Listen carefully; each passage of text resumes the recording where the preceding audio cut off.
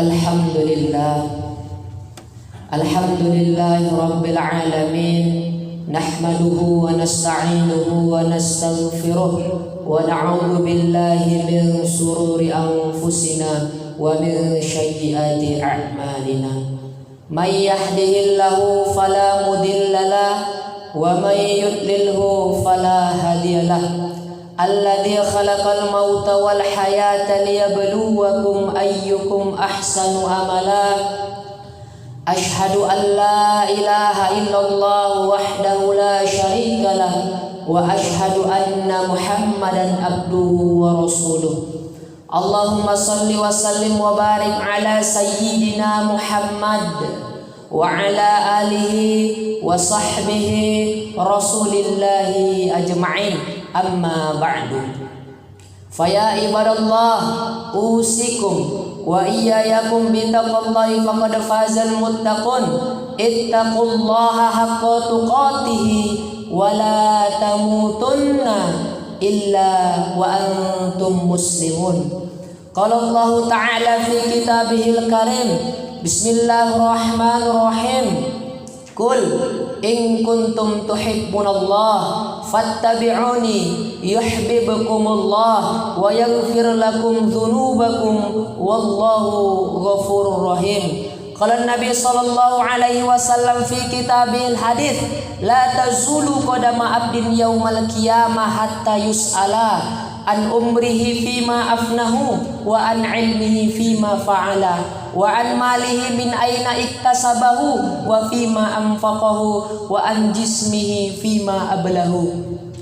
Qala Allah Ta'ala fi hadis qudsi, inni anallahu la ilaha illa ana, man aqarra li bitauhidi dakhala hisni wa man dakhala hisni amin amin azab. Sadaqallahul azim wa sadaqa rasulullahil karim. Alhamdulillah, jamaah sidang Jumat yang dimuliakan oleh Allah Subhanahu wa taala.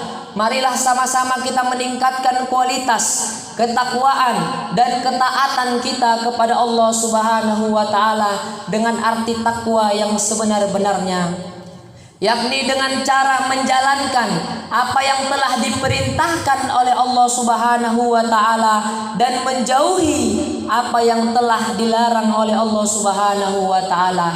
Tidak ada keuntungan yang lebih besar, tidak ada keuntungan yang lebih gede melainkan kita taat kepada Allah Subhanahu wa taala. Kita menanam padi, menanam jagung, menanam usaha, membuat perdagangan, mendapatkan untung yang begitu besar, maka kita senang, maka kita bahagia. Di saat itu kita merasa kitalah orang yang paling bahagia di dunia karena telah mendapatkan keuntungan dari perdagangan atau dari tanaman yang kita tanam yang melimpah ruah untungnya. Tapi ketahuilah hadirin jamaah bahwa keuntungan itu tidak ada apa-apanya. Keuntungan itu hanya kecil. Keuntungan yang besar di hadapan Allah ialah ketika kita taat kepada Allah, ketika kita menyempatkan waktu kita untuk beribadah, sholat kepada Allah, ketika kita hanya satu-satunya Allah yang nomor satu, itulah keuntungan yang lebih besar. La sholata li jaril masjid illa fil masjid. Ketahuilah Allah sangat suka melihat hamba-hambanya yang meluangkan waktunya untuk sholat ke masjid, karena sholat ke masjid adalah kewajiban bagi seluruh umat muslim. Untuk itu hadirin yang dimuliakan oleh Allah Subhanahu wa taala, kata Nabi, man alifal masjid alifahullah. Siapa yang mencintai masjid, siapa yang suka pergi ke masjid, siapa yang menghabiskan waktunya di masjid, siapa yang tidak ketinggalan sholat di masjid, alifahullah, Allah pasti akan mencintainya. Dia menyibukkan dirinya dengan masjid, Allah pun pasti akan mengurusnya. Dia sering ke masjid, Allah pun pasti akan sering menyelesaikan masalahnya. Maka hadirin jamaah Jumat, untuk itu dekatkan diri kita kepada Allah Subhanahu wa taala. Karena apa? Untungnya kita nanti akan kita dapatkan di dunia dan di akhirat. Bahkan kerugian yang lebih besar ialah ketika kita jauh daripada Allah Subhanahu wa taala. Ketika kita lihat orang-orang di luar sana bisa melaksanakan sholat. Kita lihat orang di luar sana bisa taat kepada Allah. Kita lihat orang di luar sana khusyuk beribadah kepada Allah. Kita lihat orang di luar sana bisa begitu cintanya kepada Nabi Muhammad dan kepada Allah. Tapi kita bertanya ke hati kita, kenapa aku seperti ini? Kenapa aku tidak seperti orang-orang yang bisa rajin menjaga sholatnya ke masjid? Kenapa aku tidak seperti orang-orang yang begitu taat kepada Allah? Hati kecil kita berkata, ketahuilah hadirin, innamal a'malu binniyat wa innamal likulli imri'in ma nawa. Faman kanat hijratu ila Allah wa rasulihi fa hijratu ila Allah wa rasulihi wa man kanat hijratu lidunya yusibuha aw imra'atin yankihuha fa hijratu ila ma hajara ilaih. Bahwa sesuatu itu tergantung kepada niatnya. Kalau kita berniat untuk menjadi orang baik, maka Allah pun pasti akan bantu. Tapi ketahuilah, orang di luar sana yang jahat-jahat tidak akan pernah bisa bertaubat, tidak akan pernah bisa menjadi baik kalau dia tidak ada di dalam hatinya keinginan untuk bertaubat, di dalam hatinya tidak ada keinginan untuk berbuat baik, maka Allah pun tidak akan rubah hidupnya sampai dia ada keinginan untuk merubah dirinya sendiri. Mungkin di luar sana ada kawan kita, saudara kita, sampai saat ini kita bukan merendahkan dia. Dia adalah seorang pecandu khamar, minuman keras, dia suka berjudi, hidupnya bertahun-tahun seperti itu yang dilakukannya. Tapi kenapa belum bisa ditinggalkannya? Itu bukan salah siapa-siapa, itu termasuk salah diri dia. Kenapa? Karena di dalam hatinya tidak ada keinginan untuk merubah diri menjadi lebih baik. Kalau kita berusaha meninggalkan semua perkara yang haram, berusaha meninggalkan perkara-perkara yang dibenci oleh Allah, berusaha meninggalkan apa yang dilaknat oleh Allah, maka percayalah hadirin yang mulia, di situ bantuan Allah langsung datang. Wa may yattaqillaha yaj'al lahu makhraja wa yarzuqhu min haitsu la yahtasib wa may yatawakkal 'ala Allah fa huwa hasbuh innallaha baligh amri qad ja'ala Allahu likulli syai'in qadara. Ketika kita belajar taat dan takwa kepada Allah, ketika kita meninggalkan kebiasaan buruk kita, ketika kita ingin berhijrah di jalan Allah, ketahuilah bahwa Allah orang yang pertama, bahwa Allah adalah yang pertama yang akan menolong dan menyelamatkan kita. Allah adalah yang pertama yang akan menyelesaikan masalah-masalah kita. Allah adalah yang pertama yang akan membimbing kita ke jalan yang lebih benar, dan Allah lah yang paling utama yang akan memberikan kebaikan-kebaikan kepada kita. Kenapa kita tidak bisa meninggalkan kebiasaan buruk? Kenapa kita tidak bisa meninggalkan dosa-dosa kita? Menggibah orang, dosa ketika kita sendirian, dosa ketika kita memainkan handphone, dosa ketika kita membicarakan keburukan, membuka aib orang lain. Susah kita tinggalkan. Kenapa? Karena tidak ada keinginan di hati kita untuk meninggalkannya. Tapi kalau kita berani berhijrah, berani meninggalkan itu semua, percayalah, nangislah di sepertiga malam, nangislah, sholatlah malam, ingat dosa-dosa kita. Ya Allah, aku berjanji dan aku berani, aku akan meninggalkan semua perkara-perkara yang Engkau benci. Aku bersumpah ya Allah di hadapan-Mu ya Allah, aku berjanji wallahi, baru Allah pun pasti akan bantu kita menyelesaikan segala kebiasaan-kebiasaan buruk kita. Hadirin jamaah Jumat yang dimuliakan Allah Subhanahu wa taala, kata Nabi, Allahu afrah min taubati abdihi min ahadikum saqata ala ba'irihi wa qad adallahu fil ardi falatin. Allah sangat senang kepada seorang hamba yang bertaubat. Allah sangat cinta kepada seorang hamba yang bertaubat. Allah sangat suka kepada seorang hamba yang banyak dosanya, yang sering melakukan dosa pagi, siang, malam, tapi dia sungguh-sungguh bertaubat kepada Allah. Kata Nabi, Allahu afrah, maka Allah sangat-sangat senang kepada hamba yang seperti ini. Saking senangnya, lebih senang lagi daripada seorang yang kehilangan harta kesayangannya. Contohnya, ada seseorang yang kehilangan sapi atau dombanya yang dibelinya mahal-mahal, yang dirawatnya bertahun-tahun, tiba-tiba hilang domba atau sapi itu. Ketika 3 hari ketemu sapi itu kembali, maka seorang peternak ini pasti akan sangat senang karena mendapatkan sapi itu tadi. Sangat senang sekali, mungkin dia bisa sujud syukur. Tapi ketahuilah hadirin, Allah lebih senang, kata Nabi, Allahu afrah, lebih senang daripada melihat seorang petani atau peternak yang mendapatkan sapinya kembali, tapi Allah lebih senang melihat seorang hamba yang penuh dosa, yang kotor, lalu bertaubat dan menangis di hadapan Allah, teringat segala dosa-dosanya, minta ampun kepada Allah. Allah sangat senang dan cinta kepada seorang hamba yang seperti ini, daripada orang yang merasa paling alim, daripada orang yang merasa aman dari azab Allah, daripada orang yang merasa lebih baik daripada orang lain. Maka Allah lebih senang orang yang selalu bertaubat kepada Allah Subhanahu wa taala. Saking senangnya Allah, apa kata Nabi? At-taibu minadz dzambi kaman la dzanbalah. Saking senangnya Allah kepada seorang hamba yang bertaubat dari dosa-dosanya, yang menyesal atas segala yang dilakukannya, menyesal apa yang telah pernah dilakukannya dahulu. At-taibu minadz dzambi kaman la dzanbalah, maka langsung hilang dosa-dosanya. Dia suci, dia bersih seperti anak bayi yang baru lahir, sebersih-bersihnya. Yang penting taubatnya ialah taubat nasuha, taubat yang betul-betul kepada Allah, maka Allah pun langsung ampunkan segala dosa-dosanya tanpa terkecuali. Maka hadirin jamaah yang dimuliakan oleh Allah Subhanahu wa taala, untuk itu marilah kita sama-sama berbaik sangka, marilah kita sama-sama tingkatkan ketaatan kita kepada Allah Subhanahu wa taala. Karena apa?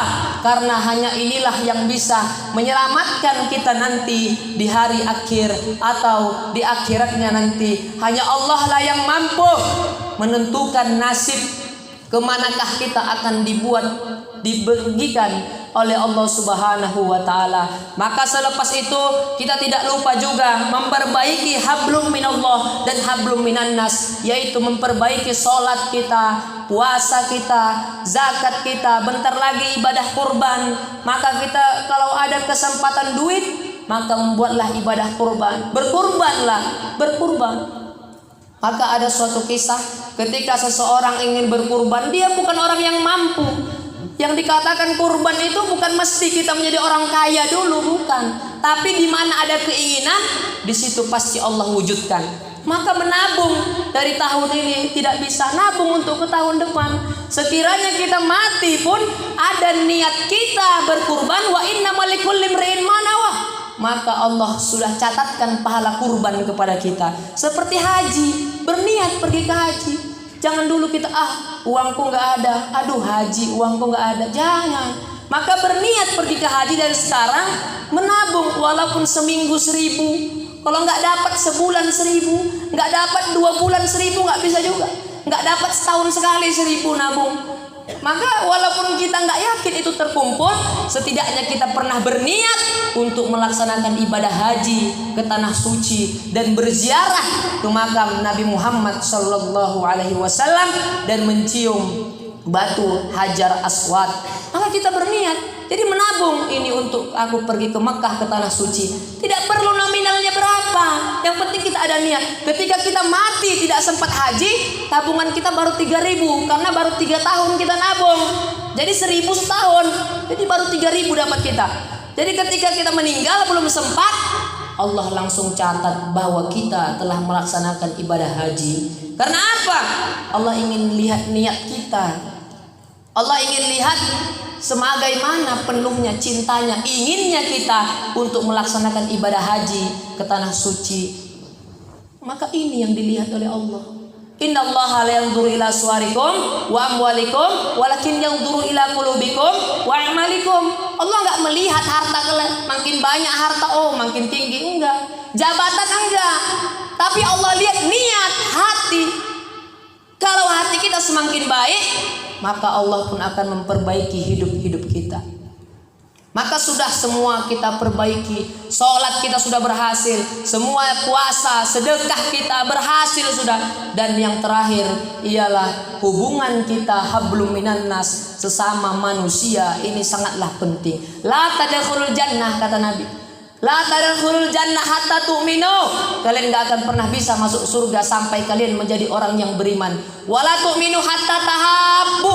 Kalian tidak akan pernah bisa menjadi orang yang beriman sampai kalian mencintai saudara kalian sebagaimana kalian mencintai diri kalian sendiri. Syarat masuk surga kata Nabi harus menjadi orang yang beriman. Syarat menjadi orang yang beriman harus mencintai saudara kita sebagaimana kita mencintai diri kita sendiri. Saudara kita kesusahan, kita juga gelisah memikirkannya. Setelah gelisah memikirkan, kita bantu, jangan gelisah memikirkan saja. Ketika saudara kita kena musibah, kita pun langsung peduli kepadanya. Jangan seperti orang yang tidak memiliki rasa kemanusiaan. Kita sesama saudara dari kalimat la ilaha illallah disatukan oleh kalimat yang mulia yang mampu menyelamatkan siapapun yang mengucapkannya. Qulu la ilaha illallah tuflihu. Katakanlah la ilaha illallah, maka pasti akan berjaya. Maka kita bantu. Maka jangan pernah kita dengki kepada saudara kita sama muslim. Jangan pernah kita iri kepada saudara kita sama muslim. Jangan pernah kita iri, dengki, apalagi kita buka aibnya. Wallahu fi aunil abdi makanal abdu fi aunil akhi. Siapa yang membenci saudara sama muslim, Allah pun tidak akan menyayanginya. Man satara ala muslim satarallahu fid dunya wal akhirah. Wallahu fi aunil abdi makanul fi aunil akhih. Siapa yang menolong saudara muslim, maka Allah pun akan menolongnya. Siapa yang menolong saudaranya, membantu saudaranya, Allah pun akan membantunya. Siapa man sataro, siapa yang menutup aib saudaranya sama muslim, Allah pun akan tutup nanti aibnya di dunia dan di akhirat. Allah akan tutup aibnya di dunia dan akhirat. Barang siapa yang membuka aibnya saudara muslim, Allah pun akan buka aibnya di akhirat. Bahkan di dunia Allah permalukan dia di hadapan keluarganya sendiri. Maka ini perkara yang sangat penting. Idza alqamat ummatid dunya nuziat min haibatul Islam. Apabila umatku saling mengejar dunia, apabila umatku mencintai dunia, apabila umatku kerja tapi sampai lupa kepadaku, kata Nabi, idza azzamat ummati dunya nuziat min haibatul Islam. Apabila umatku sibuk kepada dunia sehingga dia melupakanku. Boleh kita mencari dunia, boleh, tapi jangan pernah lupakan Allah. Jangan gara-gara dunia salat kita terbengkalai. Jangan gara-gara dunia semua ibadah kita hancur. Jangan gara-gara dunia jauh kita kepada Allah. Jangan. Maka kata Nabi, idza azzamat ummatid dunya nuziat min haibatul Islam, maka akan dicabut di dalam dirinya keberkahan Islam. Maka wajar hadirin, zaman sekarang meninggalkan sholat itu biasa, wajar.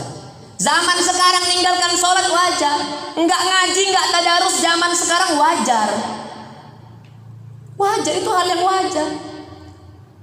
Berbuat dosa di terang-terangan hal yang wajar. Kenapa? Karena Nabi sudah katakan, idza azzamat ummatid dunya nuziat min haibatul Islam.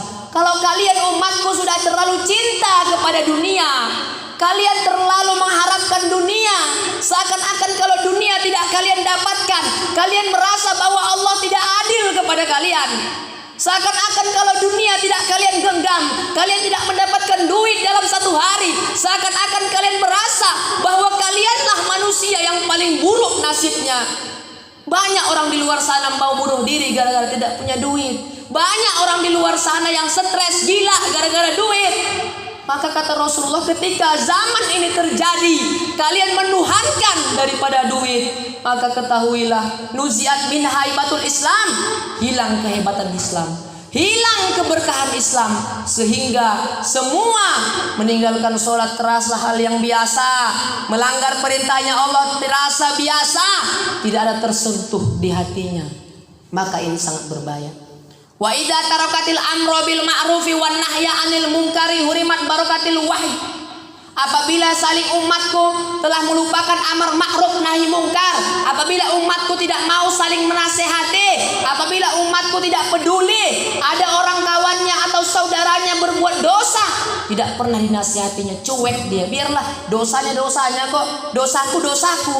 Maka kata Rasulullah, wa idza tarakatil amru bil ma'rufi wan nahya 'anil munkari hurimat barakatil wahyi. Dicabut di dalam dirinya kehebatan wahyu. Ini pun sangat berbahaya.